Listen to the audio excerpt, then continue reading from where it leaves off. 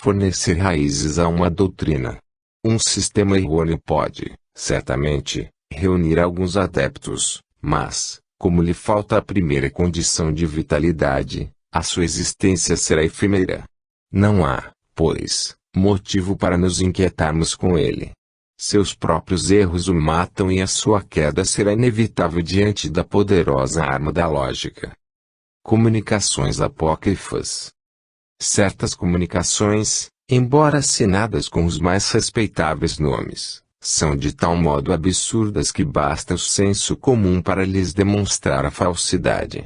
Existem outras, no entanto, em que o erro, dissimulado entre coisas aproveitáveis, chega a iludir, impedindo às vezes que se possa percebê-lo à primeira vista. Tais comunicações, porém, não resistem a um exame sério. Como exemplo, reproduzimos algumas delas. 29. A criação perpétua e incessante dos mundos é, para Deus, uma espécie de gozo perpétuo, porque ele vê incessantemente seus raios se tornarem cada dia mais luminosos em felicidade. Para Deus não há números, do mesmo modo que não há tempo. Eis porque centenas ou milhões não são, para ele, nem mais nem menos uns do que outros. É um pai, cuja felicidade se forma da felicidade coletiva de seus filhos e que, a cada segundo da criação, vê uma nova felicidade vir fundir-se na felicidade geral. Não há parada nem suspensão nesse movimento perpétuo, nessa grande felicidade incessante que fecunda a terra e o céu. Só se conhece do mundo uma pequena fração e tendes irmãos que vivem em latitudes onde o homem ainda não chegou a penetrar. Que significam esses calores de torrar e esses frios mortais, que detêm os esforços dos mais ousados? Julgais, ingenuamente, que haveis chegado ao limite do vosso mundo, quando não podeis mais avançar com os insignificantes meios de que dispondes. Poderíeis então medir exatamente o vosso planeta. Não creiais nisso. Há no vosso planeta mais lugares ignorados do que lugares conhecidos. Porém, como é inútil que se propaguem ainda mais todas as vossas instituições, todas as vossas leis más, ações e existências, há um limite que vos detém aqui e ali e que vos deterá até que tenhais de transportar as boas sementes que o vosso livre-arbítrio faz. Oh! Não conheceis esse mundo a que chamais terra. Vereis na vossa existência um grande começo de provas desta comunicação. Eis que vai soar a hora em que haverá uma outra descoberta diferente da última que foi feita. Eis que vai alargar-se o círculo da vossa terra conhecida e, quando toda a imprensa cantar essa hosana em todas as línguas, vós, pobres filhos, que amais a Deus e procurais o seu caminho, o tereis sabido antes daqueles mesmos que darão nome à nova terra. São Vicente de Paulo. Observação: do ponto de vista do estilo, esta comunicação não resiste à crítica. As incorreções, os pleonasmos, as expressões viciosas saltam aos olhos de qualquer um, por pouco letrado que seja. Isso, porém, nada provaria contra o nome com que está assinada, considerando-se que tais imperfeições poderiam resultar da incapacidade do médium, conforme já os demonstramos. O que é do espírito é a ideia. Ora, quando ele diz que no nosso planeta há mais lugares ignorados do que lugares conhecidos, que um novo continente vai ser descoberto é, para um espírito que se diz superior, dar prova da mais profunda ignorância. Sem dúvida é possível que, para além das regiões glaciais, se descubram alguns cantos de terra desconhecida, mas dizer que essas terras são povoadas e que Deus as ocultou aos homens a fim de que estes não levem para lá suas más instituições, é dar excessivo crédito à confiança cega daqueles a quem semelhantes absurdos são propagados. 30.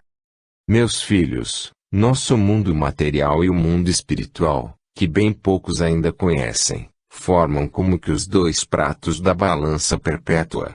Até agora as nossas religiões, as nossas leis, os nossos costumes e as nossas paixões têm feito de tal modo descer o prato do mal e subir o do bem, que se tem visto o mal reinar soberanamente na terra.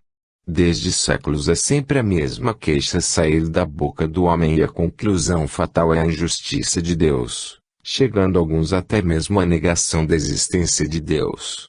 Vedes tudo aqui e nada lá, vedes o supérfluo que choca a necessidade, o ouro que brilha junto da lama e todos os mais chocantes contrastes que deveriam provar a vossa dupla natureza. De onde vem isto? De quem é falta?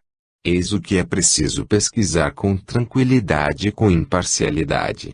Quando sinceramente se deseja achar um bom remédio, acha-se.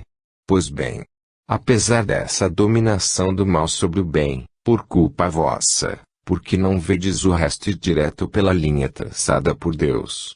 Vedes as estações se desarranjarem, os calores e os frios se chocarem inconsideradamente, a luz do sol esquecer-se de iluminar a terra esquecer em seu seio as sementes que o homem aí depositou.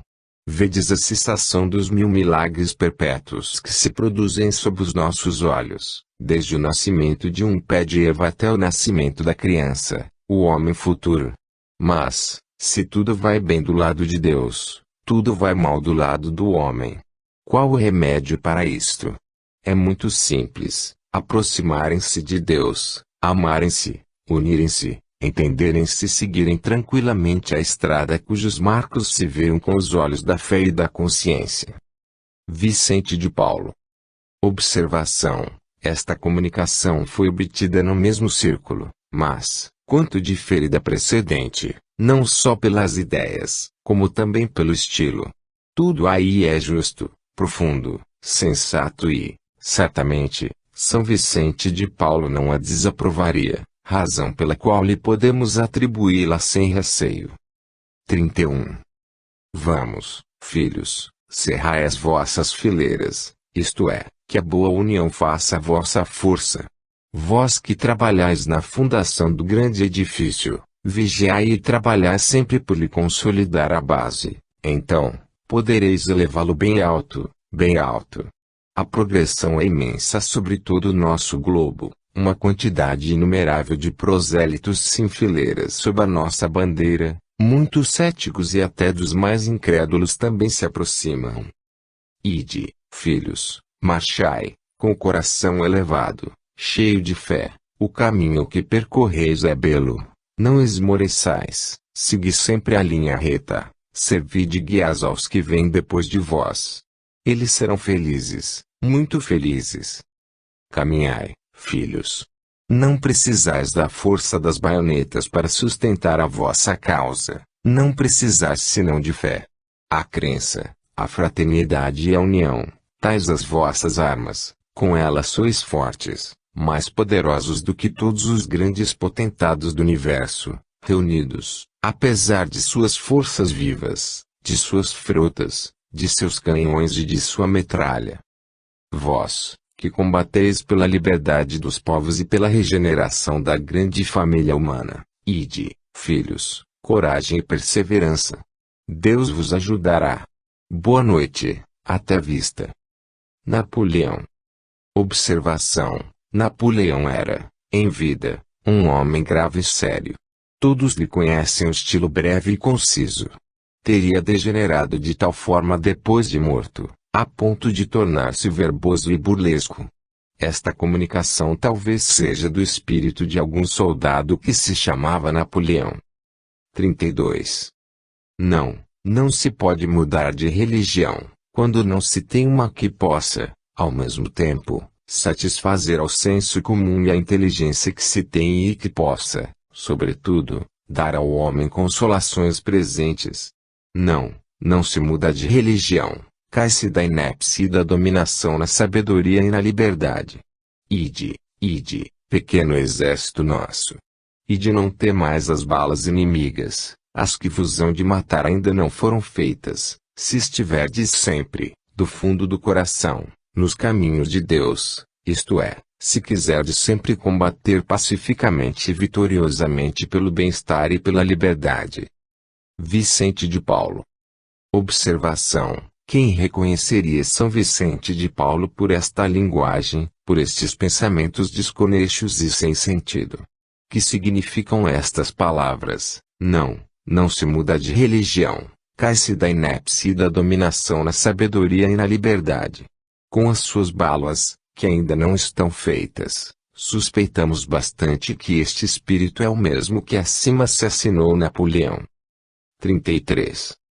Filhos da minha fé, cristãos da minha doutrina esquecida pelos interesses das ondas da filosofia dos materialistas, segui-me no caminho da Judeia, segui a paixão da minha vida, contemplai meus inimigos agora, vede os meus sofrimentos, meus tormentos e o meu sangue derramado pela minha fé. Filhos espiritualistas da minha nova doutrina, estai prontos a suportar, afrontar as ondas da diversidade, os sarcasmos de vossos inimigos. A fé caminhará sem cessar, seguindo a vossa estrela, que vos conduzirá ao caminho da felicidade eterna, tal como a estrela conduziu pela fé os magos do Oriente à manjedoura. Quaisquer que sejam as vossas adversidades, quaisquer que sejam as vossas penas e as lágrimas que houverdes derramado nessa esfera de exílio, tomai coragem, tendes certeza de que a alegria que vos inundará no mundo dos espíritos estará muito acima dos tormentos da vossa existência passageira. O vale de lágrimas é um vale que há de desaparecer para dar lugar à brilhante morada de alegria, de fraternidade e de união, onde chegareis pela vossa boa obediência à santa revelação. A vida, meus caros irmãos, nesta esfera terrestre, toda preparatória, não pode durar senão o tempo necessário para essa vida que não poderá jamais acabar. Amai-vos, amai-vos como eu vos amei e como vos amo ainda, irmãos. Coragem, irmãos. Eu vos abençoo e vos espero no céu. Jesus. Nestas brilhantes e luminosas regiões onde o pensamento humano mal pode chegar, o eco de vossas palavras e das minhas veio tocar o meu coração. Oh! De que alegria me sinto inundado em vos ver, continuadores da minha doutrina. Não, nada se aproxima do testemunho dos vossos bons pensamentos. Vede, filhos, a ideia regeneradora lançada por mim outrora no mundo, perseguida, detida a um momento, sob a pressão dos tiranos, vai doravante sem obstáculos, iluminando os caminhos da humanidade, por tanto tempo mergulhada nas trevas. Todo sacrifício, grande e desinteressado, meus filhos, cedo ou tarde produz seus frutos. Meu martírio vos provou. Meu sangue derramado pela minha doutrina salvará a humanidade e apagará as faltas dos grandes culpados. Sede benditos vós, que hoje tomais lugar na família regenerada. Ide, coragem, filhos. Jesus. Observação, sem dúvida, nada há de mal nestas duas comunicações. Porém, será que o Cristo teve alguma vez essa linguagem pretensiosa, enfática e empolada? Faça-se a sua comparação com a que citamos atrás e ver se há de que lado está o cunho da autenticidade. Todas estas comunicações foram obtidas no mesmo círculo. Nota-se, no estilo, um certo tom familiar, uma mesma maneira de escrever, as mesmas expressões repetidas com frequência, como, ide, filhos etc., pelo que se pode concluir que elas foram dadas pelo mesmo Espírito, sob nomes diferentes. Entretanto, nesse círculo, muito consciencioso, aliás, se bem que um tanto crédulo demais, não se faziam evocações nem perguntas, esperava-se tudo das comunicações espontâneas, o que, como se vê, por certo não constitui uma garantia de identidade. Com algumas perguntas um pouco insistentes e feitas com cerrada lógica, teriam colocado facilmente esse espírito no seu devido lugar. Ele, porém, sabia que nada tinha a temer, já que nada lhe perguntavam e aceitavam sem qualquer controle de olhos fechados tudo o que dizia. Veja-se o item 269. 34. Como é bela a natureza! Como a providência é prudente na sua previdência! Mas a vossa cegueira e as vossas paixões humanas impedem que tireis paciência da prudência e da bondade de Deus. Lamentai-vos a menor nuvem, ao menor atraso nas vossas previsões. Sabei, impacientes desconfiados, que nada acontece sem um motivo previsto, sempre premeditado em proveito de todos. A razão do que precede é para reduzir a nada, homens de temores hipócritas, todas as vossas previsões de mau ano para as vossas colheitas. Deus inspira aos homens a inquietação pelo futuro, para os impelir à previdência, e vede como são grandes os meios para dar a última demão aos vossos temores e que, na maioria das vezes, ocultam mais pensamentos ávidos do que uma ideia de cauteloso aprovisionamento, inspirado por um sentimento de humanidade em favor dos pequenos.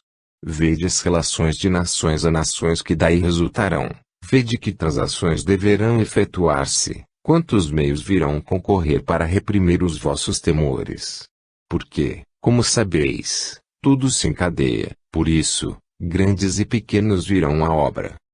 Então, não vedes já em todo esse movimento uma fonte de certo bem-estar para a classe mais laboriosa dos estados, classe verdadeiramente interessante que, vós, os grandes, os onipotentes dessa terra, considerais como gente que podeis talhar à vontade, criada para as vossas satisfações? Ora, que acontece depois de todo esse vai-vem de um polo a outro? É que, uma vez bem providos, muitas vezes o tempo mudou, o sol, obedecendo ao pensamento de seu Criador, amadureceu em alguns dias as vossas sementeiras. Deus pôs a abundância onde a vossa cobiça meditava sobre a escassez e, malgrado vosso, os pequenos poderão viver, e, sem suspeitardes disso, fostes, também sem saber, a causa de uma era de abundância. Entretanto, Deus permite algumas vezes que os maus tenham êxito em seus projetos cúpidos, mas, então, é um ensinamento que Deus quer dar a todos, é a previdência humana que Ele quer estimular, é a ordem infinita que reina na natureza, é a coragem contra os acontecimentos que os homens devem imitar e suportar com resignação. Quanto aos que, por cálculo, aproveitam dos desastres, crede que serão punidos. Deus quer que vivam todos os seus seres, o homem não deve brincar com a necessidade, nem traficar com o supérfluo. Justo em seus benefícios, grande na sua clemência, bom demais para com a nossa ingratidão, Deus, em seus desígnios, é impenetrável. Bossuet, Alfred de Marignac. Observação: esta comunicação, certamente, nada contém de mal. Encerra mesmo profundas ideias filosóficas e conselhos muito prudentes, que poderiam levar os pouco versados em literatura a equivocar-se relativamente à identidade do autor. O médium que a obteve submeteu ao exame da Sociedade Espírita de Paris. Seus votos foram unânimes, declarando que ela não podia ser de Bossuet. Consultado, São Luís respondeu: esta comunicação, em si mesma, é boa, mas não acrediteis que tenha sido Bossuet quem a ditou. Um espírito a escreveu, talvez um pouco sob a inspiração daquele outro, e lhe pôs por baixo o nome do grande bispo, para torná-la mais facilmente aceitável, mas pela linguagem deveis reconhecer a substituição. Ela é do espírito que colocou seu nome, em seguida ao de Bossuet. Interrogados sobre o motivo que o levara a proceder assim, disse esse espírito: eu desejava escrever alguma coisa, a fim de me fazer lembrado dos homens. Vendo que sou fraco, resolvi valorizar o meu escrito com o prestígio de um grande nome. Mas não imaginaste que se reconheceria não ser de Bossuet a comunicação? Quem sabe lá, ao certo. Poderíeis enganar-vos. Outros menos perspicazes a teriam aceitado. Realmente, a facilidade com que algumas pessoas aceitam tudo que vem do mundo invisível, sob o prestígio de um grande nome, é que anima os espíritos embusteiros. Todos, pois, devem consagrar a máxima atenção em lhes frustrar os embustes, porém, ninguém pode chegar a isso senão com auxílio da experiência adquirida por meio de um estudo sério. É por isso que repetimos incessantemente: estudai, antes de praticardes, pois esse é o único meio de não adquirirdes a experiência à vossa própria custa. Capítulo 32. Vocabulário espírita. A gênere, do grego a, privativo, higiene, genomai, gerar, que não foi gerado, variedade de aparição tangível, estado de certos espíritos, quando temporariamente revestem as formas de uma pessoa viva, a ponto de produzirem completa ilusão. Batedor, qualidade de alguns espíritos, daqueles que revelam sua presença no lugar por meio de pancadas e ruídos de naturezas diversas. Erraticidade, estado dos espíritos errantes, isto é, não encarnados, durante o intervalo de suas existências corpóreas. Espírita, o que tem relação com o espiritismo, adepto do espiritismo, aquele que crê nas manifestações dos espíritos. Um bom, um mau espírita, a doutrina espírita. Espiritismo, doutrina fundada sobre a crença na existência dos espíritos e em suas manifestações. Espiritista, esta palavra, empregada a princípio para designar os adeptos do espiritismo, não foi consagrada pelo uso. Prevaleceu o termo espírita. Espírito, no sentido especial da doutrina espírita, os espíritos são os seres inteligentes da criação, que povoam o universo, fora o mundo material, e que constituem o mundo invisível. Não são os seres oriundos de uma criação especial, mas as almas dos que viveram na Terra ou em outras esferas, e que deixaram um invólucro corpóreo. Espiritualismo, usa-se em sentido oposto ao de materialismo, academia, crença na existência da alma espiritual e imaterial. O espiritualismo é a base de todas as religiões. Espiritualista, o que se refere ao espiritualismo, adepto do espiritualismo.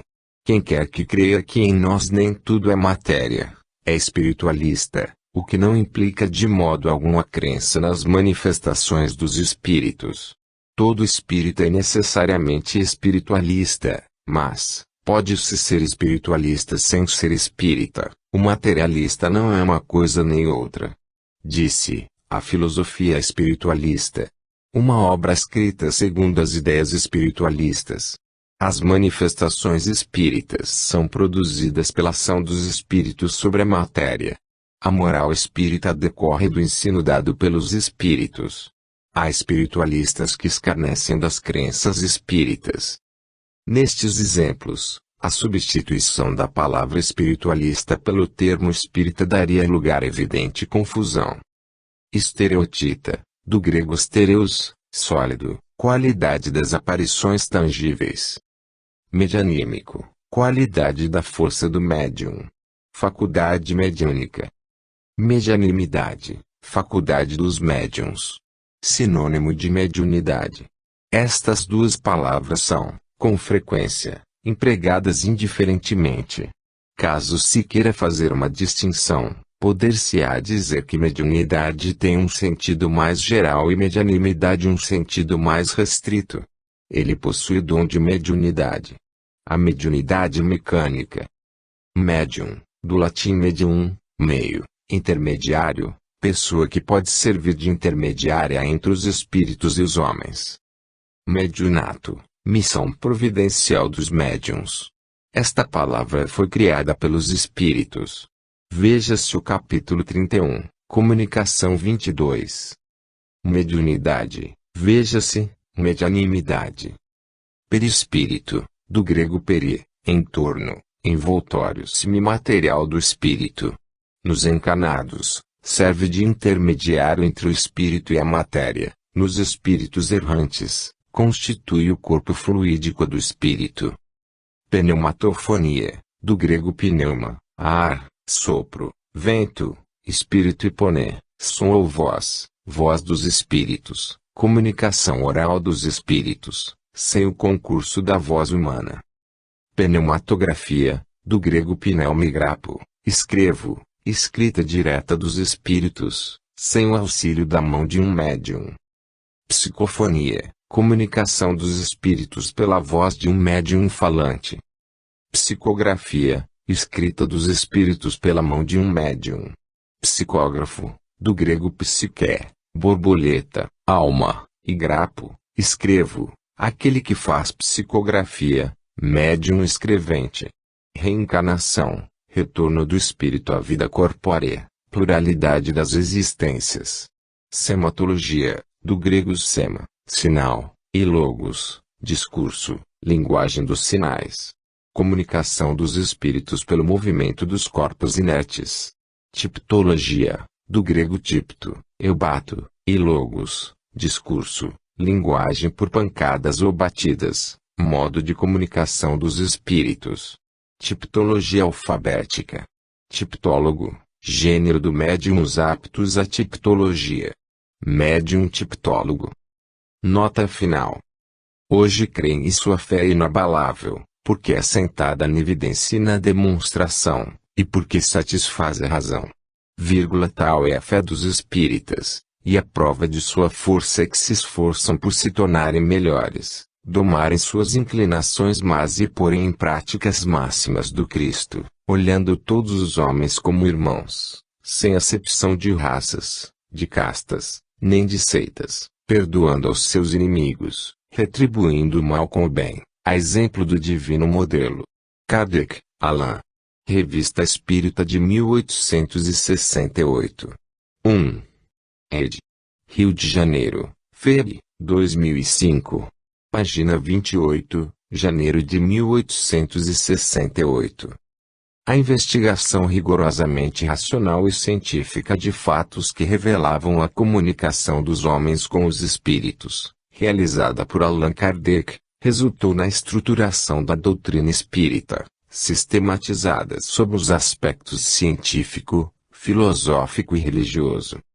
A partir de 1854 até seu falecimento, em 1869, seu trabalho foi constituído de 5 obras básicas: o Livro dos Espíritos, 1857, o Livro dos Médiuns, 1861, o Evangelho segundo o Espiritismo, 1864, o Céu e o Inferno, 1865, a Gênese, 1868, além da obra O que é o Espiritismo, 1859, de uma série de opúsculos e 136 edições da Revista Espírita, de janeiro de 1858 a abril de 1869. Após sua morte, foi editado o livro Obras Póstumas, 1890.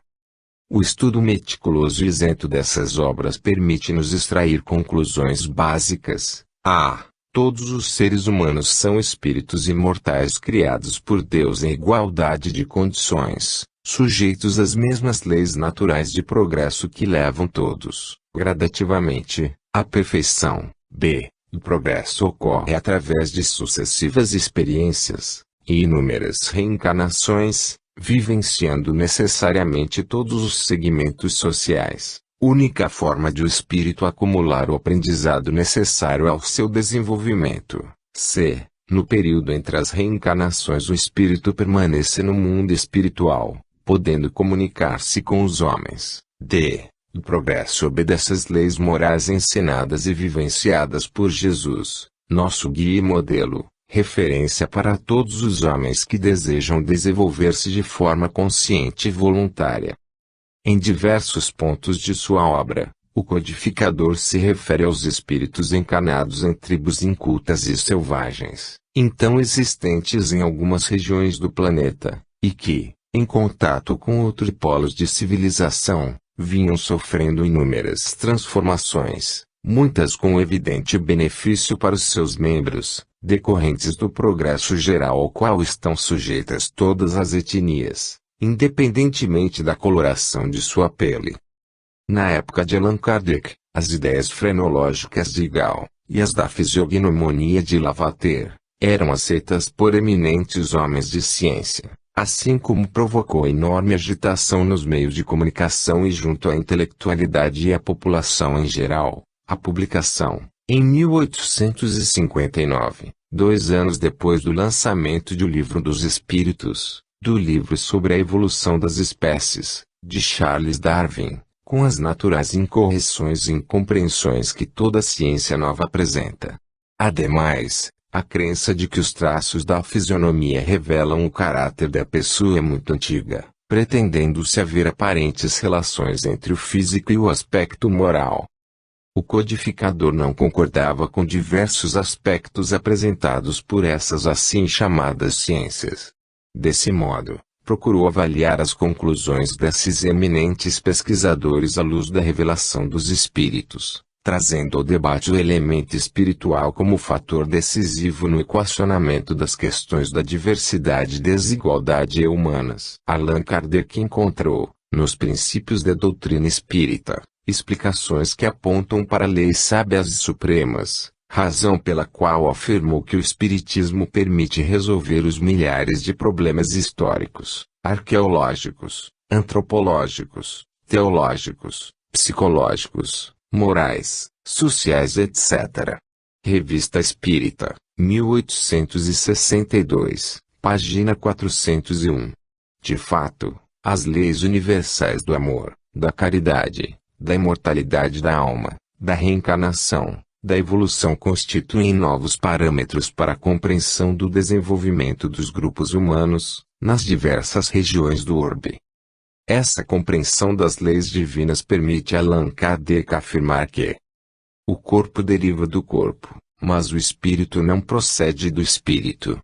Entre os descendentes das raças apenas há a consanguinidade.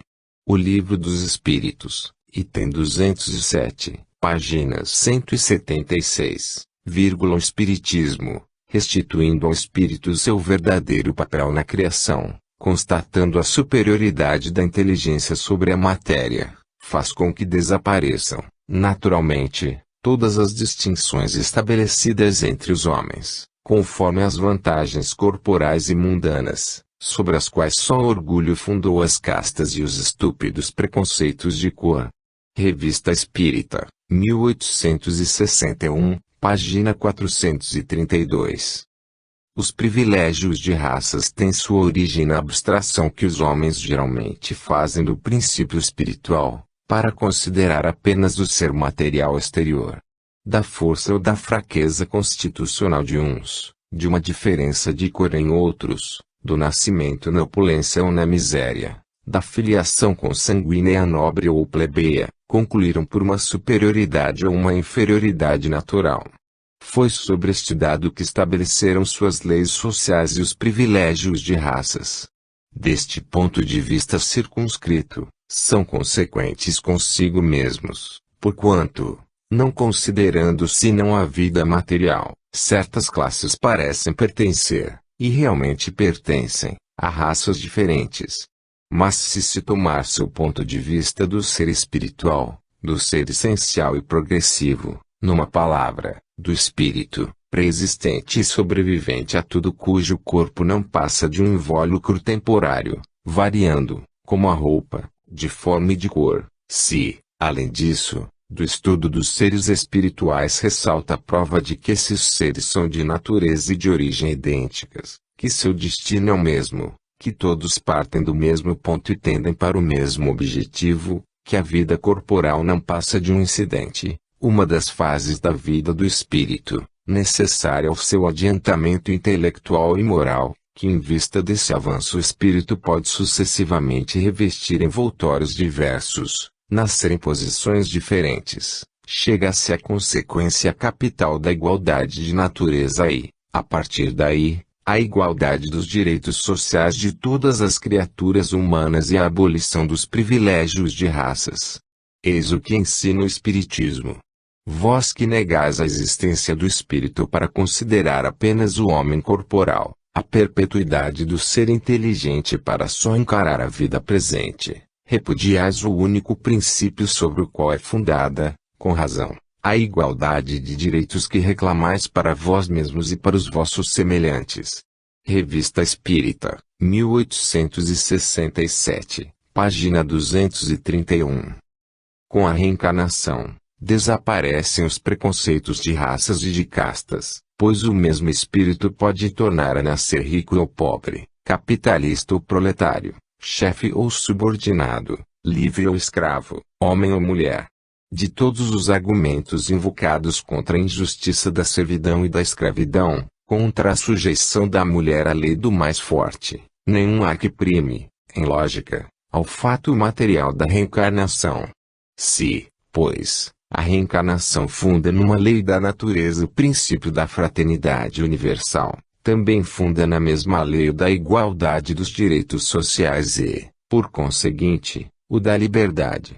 A Gênese, capítulo 1, item 36, página 42 a 43. Vide também Revista Espírita, 1867, página 373. Na época, Allan Kardec sabia apenas o que vários autores contavam a respeito dos selvagens africanos, sempre reduzidos ao embrutecimento quase total, quando não escravizados impiedosamente. É baseado nesses informes científicos da época que o codificador repete, com outras palavras, o que os pesquisadores europeus descreviam quando de volta das viagens que faziam à África Negra. Todavia, é peremptório ao abordar a questão do preconceito racial. Nós trabalhamos para dar a fé aos que em nada creem, para espalhar uma crença que os torna melhores uns para os outros, que lhes ensina a perdoar os inimigos, a se olharem como irmãos, sem distinção de raça, casta, seita, cor, opinião política ou religiosa, numa palavra, uma crença que faz nascer o verdadeiro sentimento de caridade, de fraternidade e deveres sociais. Kardec, Allan. Revista Espírita de 1863 a 1. Ed. Rio de Janeiro, Feb. 2005. Janeiro de 1863. O homem de bem é bom, humano e benevolente para com todos, sem distinção de raças nem de crenças, porque em todos os homens vê irmãos seus. O Evangelho segundo o Espiritismo, capítulo 17, item 3, página 348. É importante compreender, também, que os textos publicados por Allan Kardec na Revista Espírita tinham por finalidade submeter a avaliação geral às comunicações recebidas dos espíritos, bem como aferir a correspondência desses ensinos com teorias e sistemas de pensamento vigentes à época. Em nota ao capítulo 11, item 43, do livro A Gênese, o codificador explica essa metodologia. Quando, na Revista Espírita de janeiro de 1862, publicamos um artigo sobre a interpretação da doutrina dos anjos decaídos, apresentamos essa teoria como simples hipótese, sem outra autoridade afora de uma opinião pessoal controversível, porque nos faltavam então elementos bastantes para uma afirmação peremptória. Expusemo-la a título de ensaio, tendo em vista provocar o exame da questão, decidido, porém, a abandoná-la ou modificá-la, se fosse preciso. Presentemente, essa teoria já passou pela prova do controle universal. Não só foi bem aceita pela maioria dos espíritas, como a mais racional e a mais concorde com a soberana justiça de Deus, mas também foi confirmada pela generalidade das instruções que os espíritos deram sobre o assunto. O mesmo se verificou com o que concerne à origem da raça adâmica. A Gênese, capítulo 11, item 43, nota, página 292.